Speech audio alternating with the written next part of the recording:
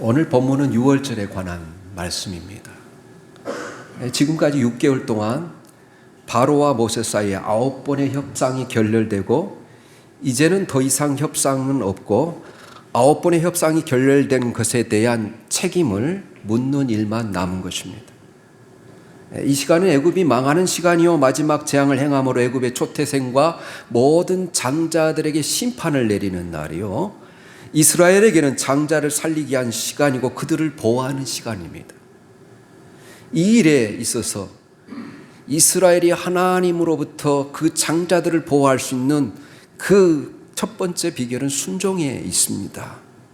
순종이 필요했습니다. 절차도 만만치 않게 까다롭습니다. 오늘 3절에 보면 그달 열흘의 가족의 수에 따라 어린 양을 취해야 했고 저녁 해질 무렵 14일 날 양을 잡아 불에 구워 무교병과 쓴나물과 함께 먹어야 했습니다. 피는 좌우 문설주와 문인방에 바르고 아침까지 남은 모든 고기는 불에 살라 버려야 했습니다. 또한 먹을 때는 허리띠에 띠를 띠고 발에 신을 신고 손에 지팡이를 짚고 급히 먹어야 했습니다. 모세는 이렇게 상세하게 이스라엘 백성들에게 신속하게 정확한 정보를 알려줍니다.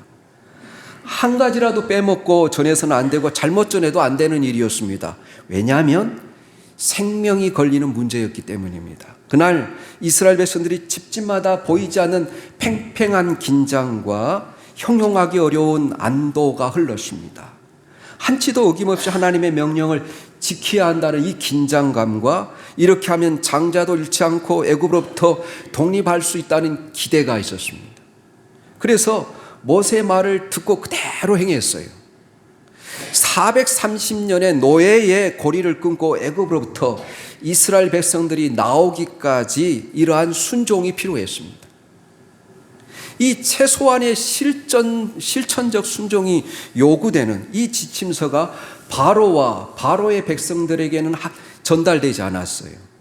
9번의 재앙을 내렸지만 하나님이 주신 기회를 소홀히 여기고 무시했던, 그래서 더 이상 기회를 주지 않으려고 하나님이 주신 기회를 소홀히 여긴 자들에게 하나님께서 이제 심판하기로, 그들이 가장 소중히 여기는 신들 가운데 여러분 애굽의 바로 왕의 아들 장자와 그리고 모든 애굽 사람들의 그 맷돌 가는 여인에 이르기까지 장자들을 죽이는, 그리고 모든 짐승의 초태생을 심판하는 그러한 심판을 내리시는 날이었습니다. 그러나 하나님의 말씀에 순종하여 여러분 문설주와 문인방에 피를 뿌리고 그리고 그 하나님의 구원하심을 기다리는 이스라엘 백성들은 살리시고 구원하십니다. 오늘 볼 때 여러분 가장 중요한 말씀이 13절 피를 볼 때에 하나님께서 죽음의 천사가 넘어가게 하신 것은 너희가 순종함을 볼 때에 넘어가겠다는 뜻이에요. 이 실천적인 순종만이 죽음을 피해갈 수 있었다는 것입니다. 여러분 구약시대나 신약시대나 제가 전하는 말씀은 항상 통일성을 이야기해요. 피로 구원을 받아요. 그것은 똑같아요. 구약시대나 신약시대나 여러분 피로 구원을 받는 것은 똑같은데 구약시대는 짐승을 잡아 제사를 드렸어요. 그러나 신약시대는 하나님의 아들 예수 그리스도의 십자가에서 흘리셨던 피가 그 짐승을 대신합니다. 제단이 아니라 예배를 드리고 그 피를 기념하고 그 피에 의해서 대속을 받아 구원을 받습니다. 이 피의 복음을 말한다는 것은 강단에서 피, 곧 십자가의 공로를 이야기하고 교인들이 그 말씀을 듣고 회개하여 자기를 돌이키게 만드는 것을 뜻합니다. 예수님의 피를 의지해서 예배를 드려야지만이 하나님이 받으시는 예배예요. 여러분 아무리 화려한 음악이 있고 여러분 아름다운 성가대의 찬양이 있고 그리고 웅장하게 지어진 성전이 있을지라도 이 피를 의지하여 예배를 드리지 않으면 하나님이 그 예배를 받으시지 않은 거예요. 그래서 예배에는 반드시 피가 있어야 됩니다. 그래서 예배에서 제일 중요한 요소는 피예요. 여러분 구원받기 위해서 이스라엘 백성 200만 명이 전 국민이 축복의 땅으로 가는 그 출발점이 바로 피의 유월절이었어요. 그들은 이 유월절을 지킴으로 새해가 시작되고 새 달이 시작되고 새 날이 시작되는 거예요. 여러분, 새해를 출발하기 전에 가나안 땅을 향해서 가기 전에 유월절을 경험합니다. 유월절이 없으면 인생의 새로운 출발이 없다는 내용이에요. 유월절이 있어야 하나님의 자녀로서의 축복의 길을 걸어갈 수 있다는 거예요. 그래서 여러분, 베드로 전서 1장 2절에 보면 우리 성도들을 가리켜 이렇게 말해요. 곧 하나님 아버지의 미리 아심을 따라 거룩하게 하심으로 순종함과 예수 그리스도의 핏부림을 얻기 위하여 택하심을 받은 자들에게 은혜와 평강이 있을지어다. 그래, 우리가 예배를 드리기로 오는 이 시간은 어떤 시간이냐? 예수님의 피로 우리의 모든 죄와 허물이 덮어지는 시간이고, 그 핏부림을 얻기 위해서 오는 시간이고, 그 말씀을 듣고 순종하기 위해서 오는 시간이에요. 그래서 우리의 인생의 진정한 의미에서 우리의 인생은 언제부터 출발하는 것이냐? 언제부터 여러분의 영적인 여행이 시작됩니까? 주님을 만날 때부터 새로운 인생이 시작되는 거예요. 우리가 예수 그리스도를 구주로 믿고 나의 주인으로 영접하면 그 순간부터 우리가 그리스도 안에서 새로운 피조물이 되고 우리의 인생의 영적인 여정이 시작되는 거예요. 그러면 누구든지 그리스도 안에 있으면 새로운 피조물이라, 이전 것은 지나갔으니 보라 새 것이 되었도다 그러잖아요.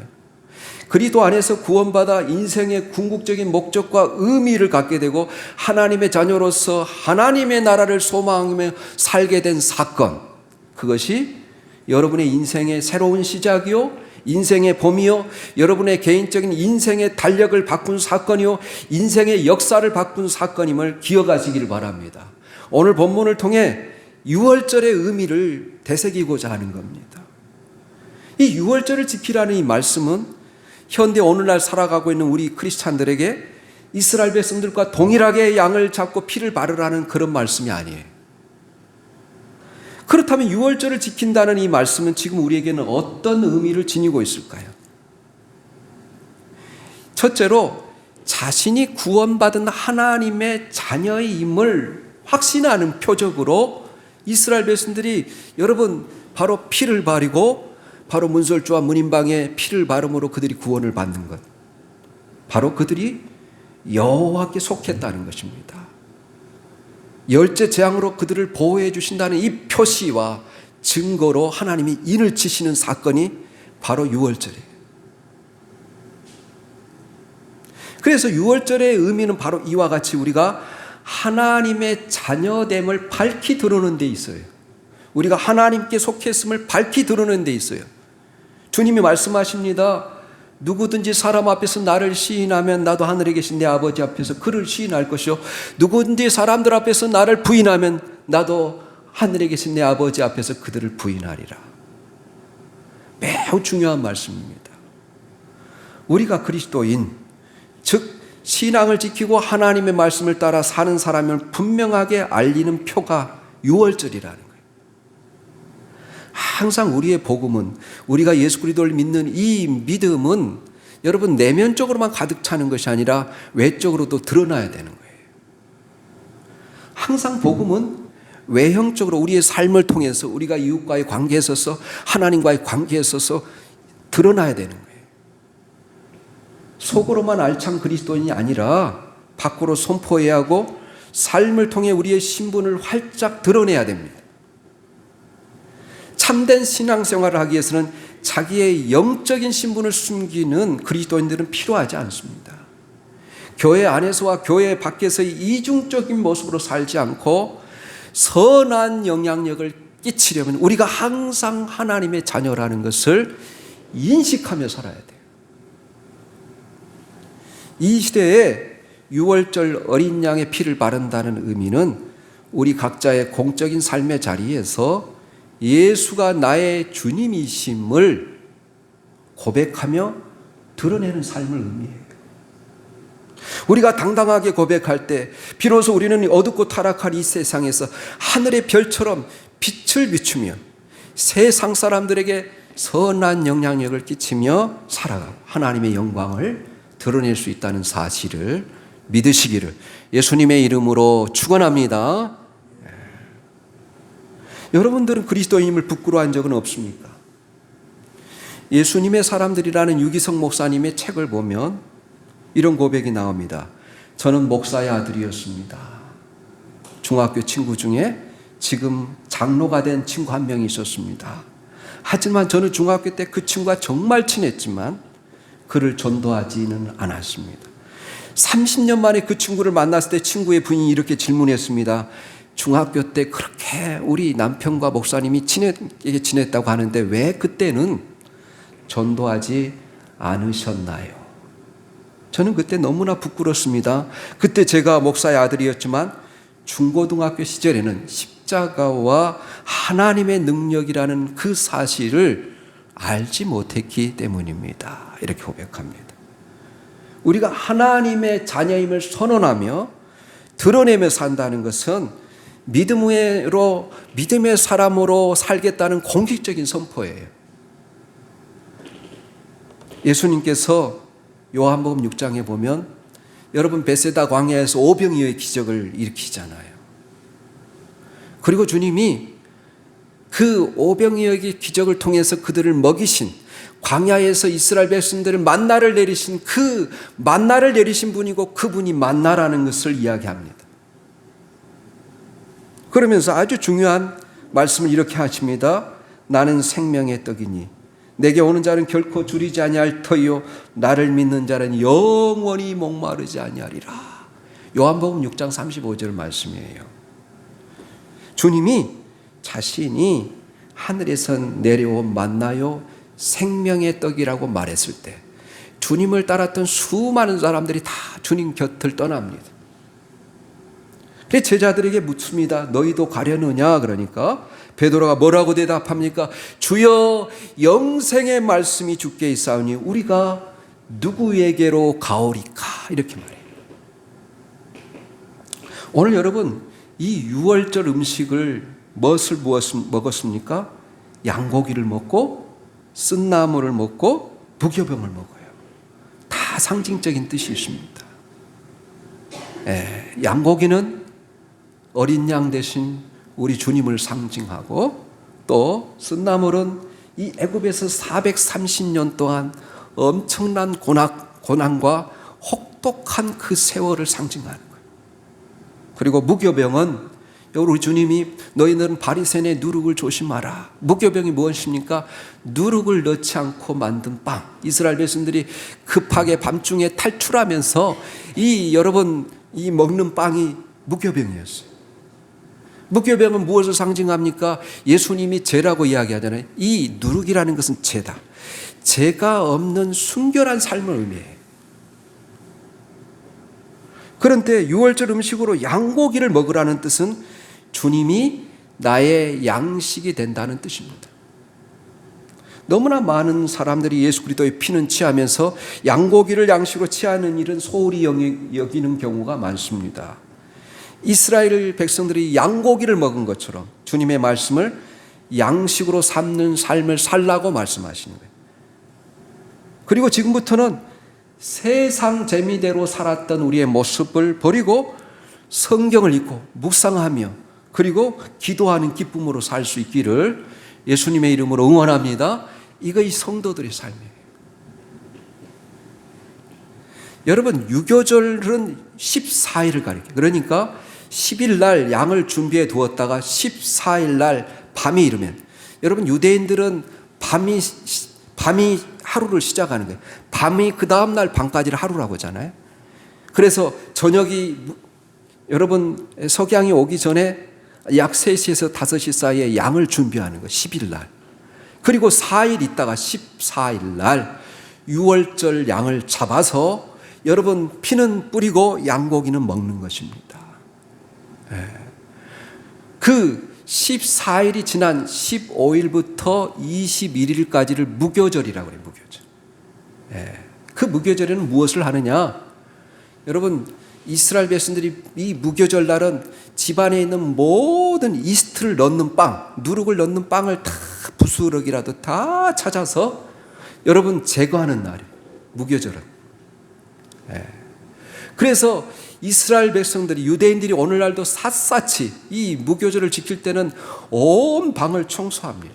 부스러기 하나라도 찾아서 그것을 다 제거하는 날이 무교절이에요. 예.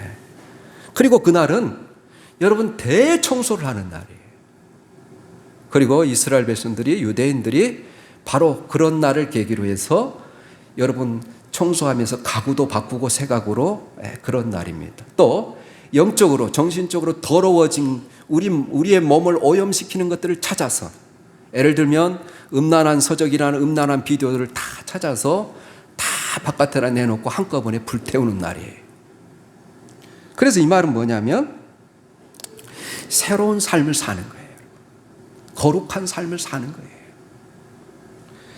여러분은 주님의 말씀을 참된 양식으로 삼고 말씀을 통해서 은혜를 공급받고 살아가고 있습니까? 여러분의 예수 그리스도가 여러분의 양식, 영의 양식이고 참된 음료로 충만하게 채워져 가는 삶을 살아가고 있습니까? 여러분 골로새 3장 16절에 보면 이런 말씀이 있습니다. 그리스도의 말씀이 너희 속에 풍성히 거하여 시와 찬미와 신령한 노래를 부르며 피차 가르치며 권면하고 시와 찬송과 신령한 노래를 부르며 감사하는 마음으로 하나님을 찬송하라, 그렇게 말해요. 여러분, 우리 모두가 모이기를 즐거워하고 떡을 떼며 그리스도 안에서 교제하는 것을 기뻐하고 서로의 아픔과 고통이 있으면 같이 기도해주고 즐거운 일이 있으면 전심으로 기뻐할 수 있기를 바랍니다. 찬양만 해도 즐겁고 행복해지길 바랍니다. 여러분 모든 일에 성령의 인도하심의 은혜가 풍성히 나타나 삶의 활력과 기쁨으로 충만해지기를 예수님의 이름으로 축복합니다. 그런데 우리가 분명하게 주의할 것이 하나 있습니다. 피를, 오늘 문설주라는 건 뭐냐면 여러분 기둥을 가리켜요. 여러분 이렇게 문이 있으면 이 문의 양쪽에 기둥을 가리켜서 문설주라고 그래요. 문인방은 뭐냐? 여러분 이 위로부터 아래로 이 내려오는 나무, 이렇게 양쪽으로 이렇게 막 문에 이렇게 나무, 우리나라 문 같은 거 아시죠? 그래서 위아래로 이렇게 가로지르는 이것을 바로 문인방이라고 합니다. 여러분 생각해 보니까 제가 이렇게 피를 뿌릴 때 십자가가 되더라고요. 양쪽에 여러분 피를 뿌리고 이렇게 가로지는 것에 탁 피를 뿌리면 십자가야. 내가 보니까. 그래요. 왜 하나님께서 이렇게 문설주와 문인방에 피를 바르라고 하셨습니까? 바로 이스라엘 백성들이 피 안에 있어야지만이 구원을 받기 때문이에요. 그런데 여러분, 우리가 피는 절대 밟아서는 안 된다고 성경에 기록되어 있습니다. 그러니까 피는 반드시 문설주와 문인방에 바라야 되지, 바로 피를 문턱이나 혹은 문지방에 뿌리서는 안 되는 것입니다. 그것은 피를 받지 않기 위함입니다. 피는 절대는 발라서는 안 됩니다. 우리 한번 히브리서 10장 29절 말씀 띄워주시면 우리 같이 한번 읽어보겠습니다. 히브리서는 다 주님의 피에 관한 것이잖아요. 히브리서 10장 29절 말씀입니다. 우리 같이 한번 읽을까요? 하물며 하나님의 아들을 짓밟고 자기를 거룩하게 한 언약의 피를 부정한 것으로 여기고 은혜와 성령을 욕되게 하는 자가 당연히 받을 형벌은 얼마나 더 무섭겠느냐, 너희는 생각하라, 그렇게 말합니다. 피를 받는다는 것은 예수님의 피로 십자가의 은총을 통해서 우리가 구원을 받았지 않습니까? 그런데 구원을 받고 살아가는 우리 믿는 사람들의 인생을 살면서 내가 헛되게 살았구나 후회하고 삶을 저주하고 원망하는 행위를 가리켜요. 이스라엘 백성들이 애굽에서 구원을 받았는데 하나님의 그 신발과 권능으로 하나님의 전적인 힘에 의해서 구원을 받았는데, 여러분 광야를 지나가다가 이스라엘 백성들이 애굽을 그리워하고 원망하잖아요. 이런 것들이 뭐냐? 피를 밟는 행위라는 거예요. 그래서 그러한 사람들은 다 광야에서 죽습니다. 심판을 받아서.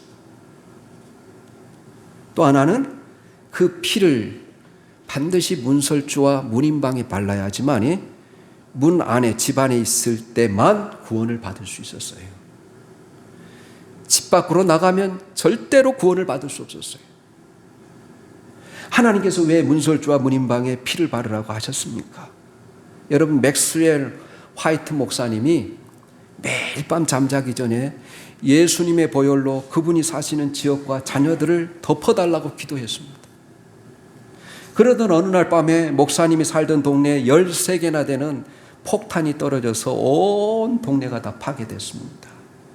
그러나 목사님의 집과 가족은 모두 무사했습니다. 우연이라고 말할 수 있겠습니까? 주님의 피, 그 보혈이 그 집을 덮었기 때문에 일어난 일이라고 저는 생각합니다. 흠없고 죄 없으신 하나님의 어린 양 예수님의 피가 우리의 영혼만을 구원해 주는 것이 아니라 우리의 삶 전체를 온전히 그 피 아래 보호해 주시는 거예요.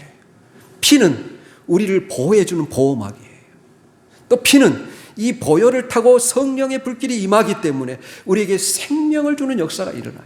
제가 어떤 영화를 보니까 죽은 사람이 피가 들어가니까 살아나는 그런 영화를 본 적이 있었어요. 어쨌든 이 피가 들어오면, 예수님의 피가 우리에게 참으로 믿어지고 받아들여지면 놀라운 새로운 역사가 일어나게 돼 있어요.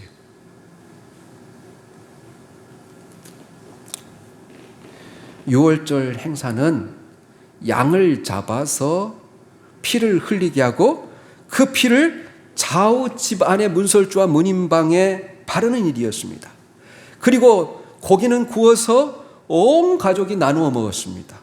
그 밤에 하나님께서 보내신 죽음의 사자가 애굽 전역을 칠 때에 이스라엘 집안에 문설주와 문인방에 양의 피를 바른 그 집은 죽음의 사자가 뛰어넘어갔다.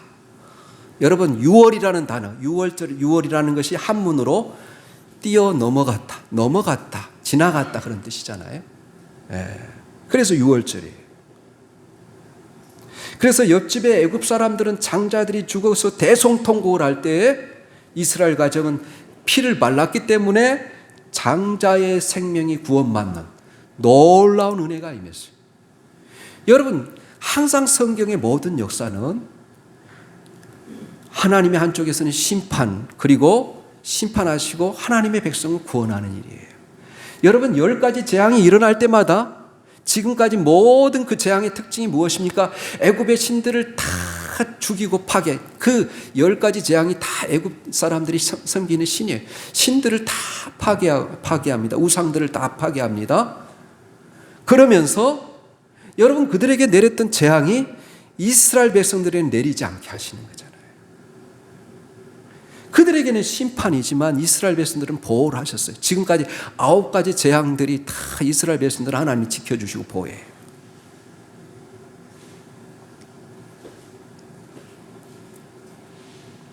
우리가 예수님을 믿는 우리에게 항상 즐거운 일들만 일어나면 좋겠지만 우리도 불안과 두려움에 떨 때가 있습니다. 스트레스를 받아 병에 걸릴 때도 있습니다.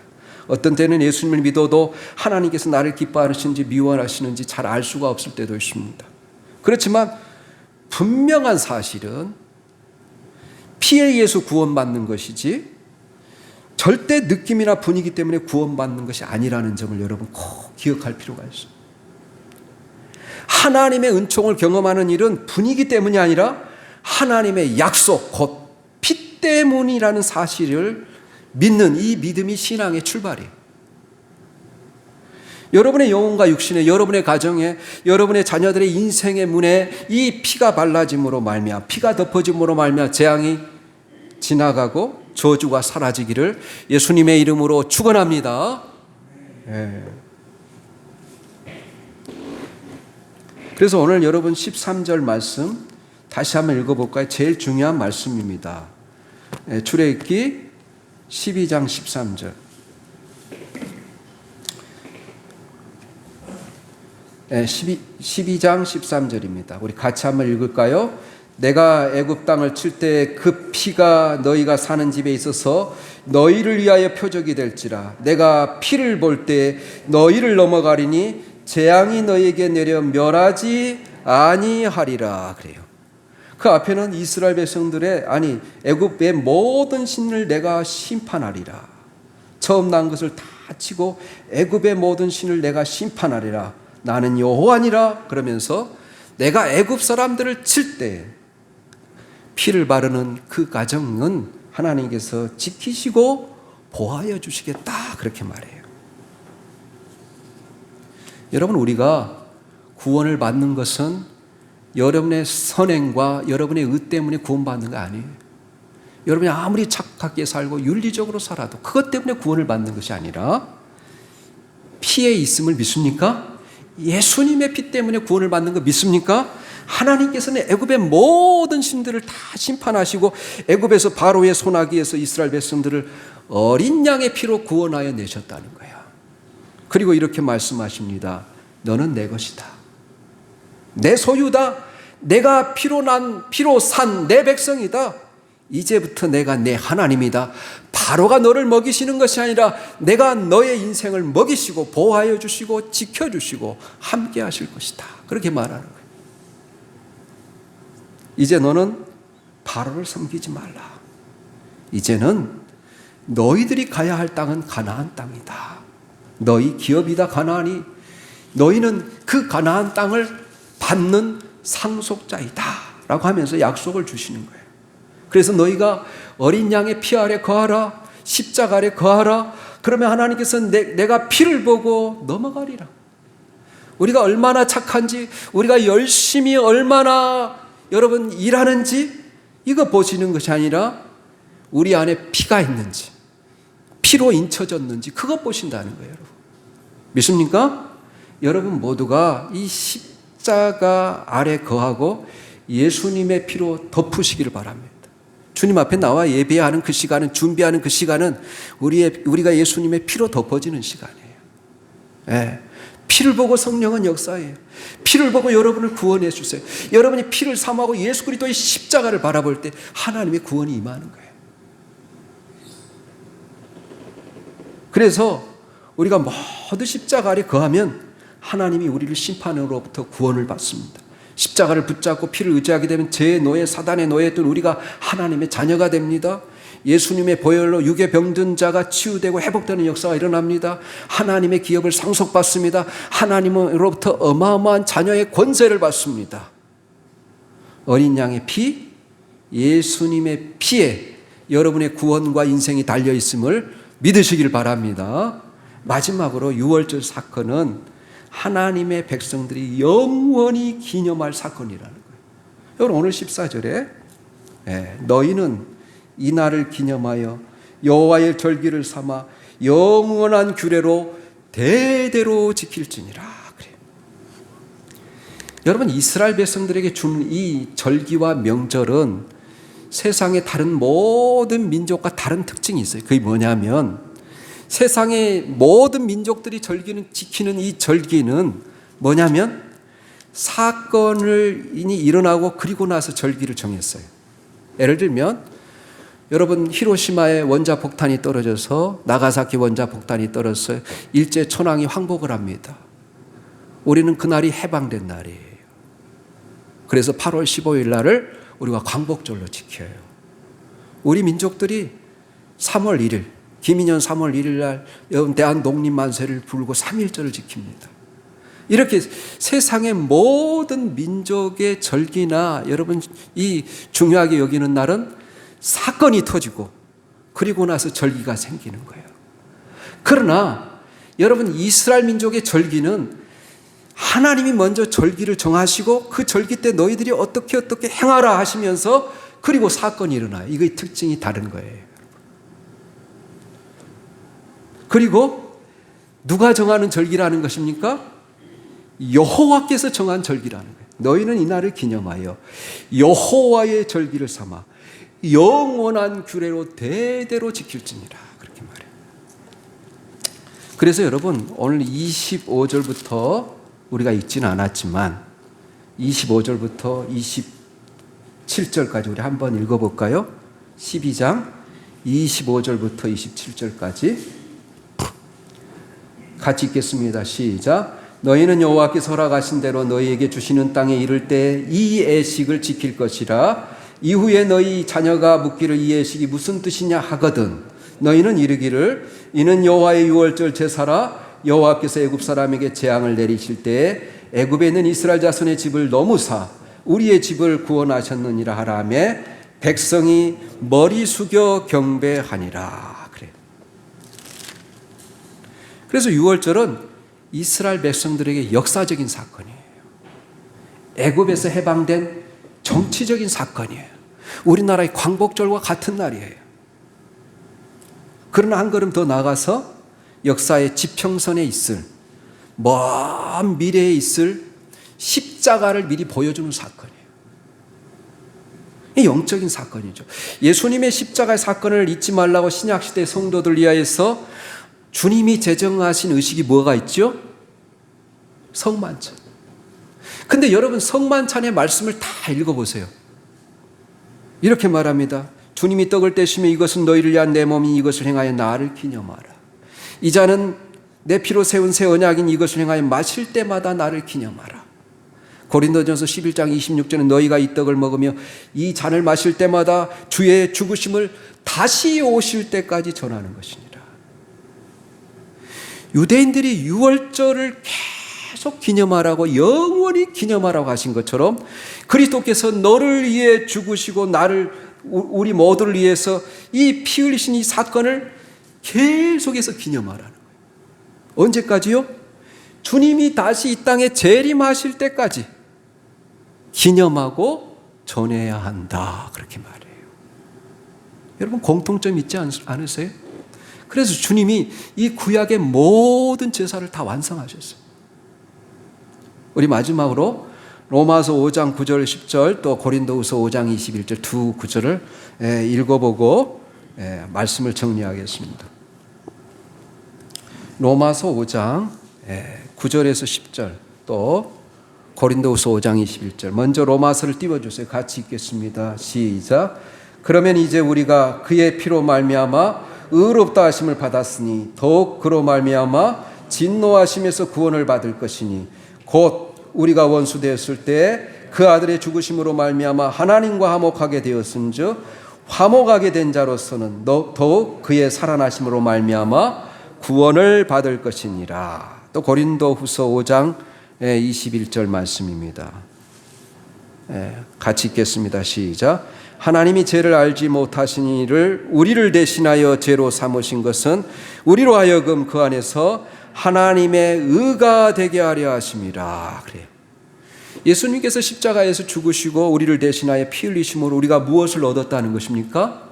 죄 사함을 받고 의롭다 하심을 얻었다는 거예요.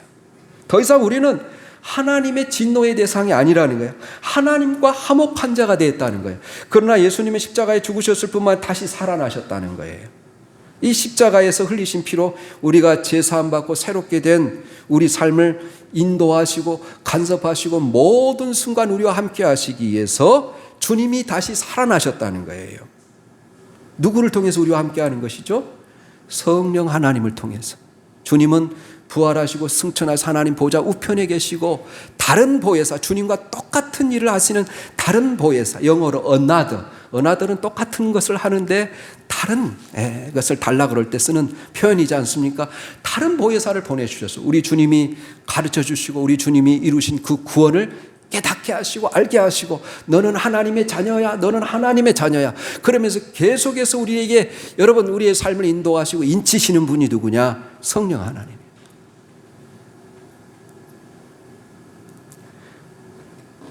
유월절도 똑같은 양면성이 있습니다.